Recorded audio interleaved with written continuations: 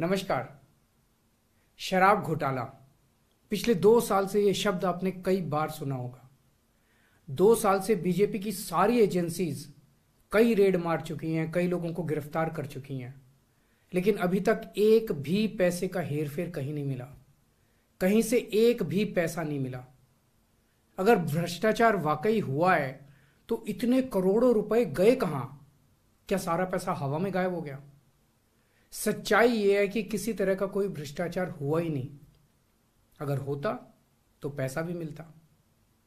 ऐसे फर्जी केस में आम आदमी पार्टी के कई नेताओं को इन्होंने अभी तक जेल में रखा हुआ है। किसी के भी खिलाफ कोई सबूत नहीं है, कुछ साबित नहीं हो रहा, खुलेआम गुंडागर्दी चल रही है, किसी को भी पकड़ के जेल में डाल दो। अब बीजेपी मुझे गिरफ्तार करना चाहती है। मेरी सबसे बड़ी संपत्ति, मेरी सबसे बड़ी ताकत मेरी ईमानदारी है। झूठे आरोप लगा के, फर्जी समन भेज के ये मुझे बदनाम करना चाहते हैं, मेरी ईमानदारी पे चोट करना चाहते हैं। इन्होंने मुझे समन भेजे हैं।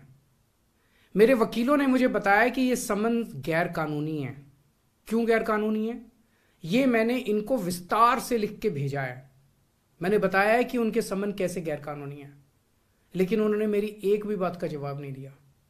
इसका मतलब उनके पास मेरी बातों का जवाब नहीं है। इसका मतलब वे भी मानते हैं कि उनका नोटिस गैर कानूनी है। क्या मुझे एक गैर कानूनी समन का पालन करना चाहिए? अगर कानूनी रूप से सही समन आएगा तो मैं पूरा सहयोग करूंगा।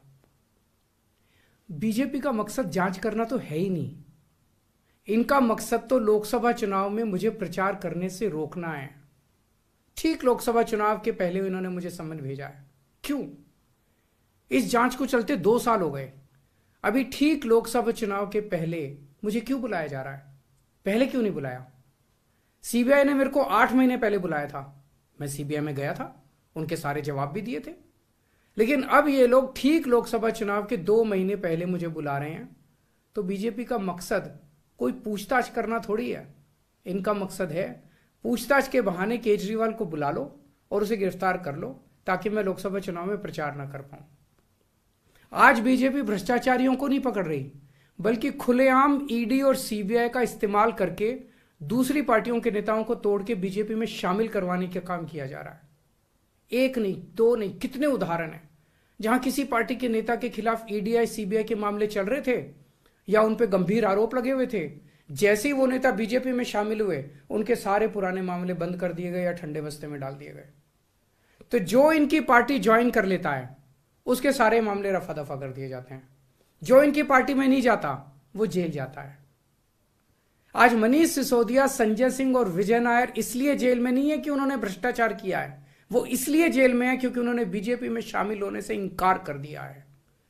आज हम बीजेपी का मुकाबला क्यों कर पा रहे हैं?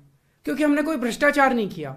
अगर हमने जरा सा भी गलत काम किया होता तो दूसरे भ्रष्टाचारी नेताओं की तरह आज भी हम बीजेपी में शामिल हो चुके हैं, तो होते आज तक। इस तरह देश के ईमानदार नेताओं को जेल में डाल के और भ्रष्टाचारियों को अपनी पार्टी में शामिल करवा के ऐसे तो देश आगे नहीं बढ़ सकता। ये क्या चल रहा है? ये जो कुछ भी चल रहा है बहुत खतरनाक है। ये हमारे जनतंत्र के लिए बहुत गलत है। इसे रोकना होगा। मैं हमेशा देश के लिए लड़ा हूं। मेरा तन मन धन देश के लिए है। मेरी एक एक सांस देश के लिए है। मेरी खून की एक एक बूंद देश के लिए है। मेरे शरीर का एक एक कतरा देश के लिए समर्पित है।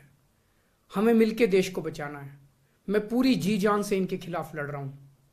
आपका साथ चाहिए।